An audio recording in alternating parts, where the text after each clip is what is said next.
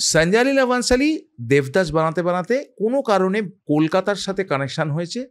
তখন কলকাতার senior music ডিরেক্টরদের মধ্যে দেবুদাকে বলেছে যে I need a new fresh voice who can sing a long notes with a bigger range of voice quality. এরম কাউকে আমাদের একটা চাই যে ফোক জানে, ক্লাসিক্যাল জানে। তখন দেবুদা বললো একটাই ছেলে আছে, ও আমাকে ফোন করে বললো তুই ইমিডিয়েট যোগাযোগ কর। ওরা আমাকে ফোন করলো, আমায় বললো যে আমাকে কানে হেডফোনে বলছে যে আপ থোড়া ইয়ে গাকার শোনাইয়ে। ওর যে মিউজিক ডিরেক্টর মন্টি শর্মা, কোন পার্টটা গাইতে বলছিল? ওটা গিয়ে শোনালো, ওই দেবদাসের একটা থিম সং ছিল, ও নাইয়া রে মন আমার মন কাঁদে মন।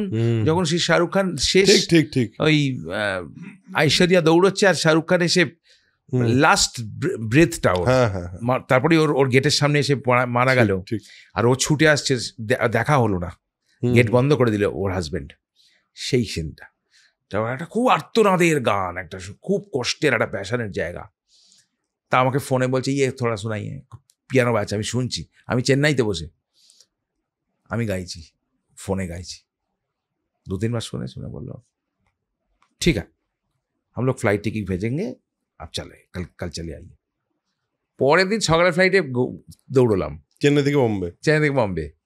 সেই দিন সারাদিন শুটিং হলো, সঞ্জয়জি ছিলেন, আমাদের ইসমাইল দরবার মিউজিক ডিরেক্টর, মন্টি ওর অ্যাসিস্ট্যান্ট, গানটা গাওয়ালো, ওরা খুব খুশি হয়েছিল।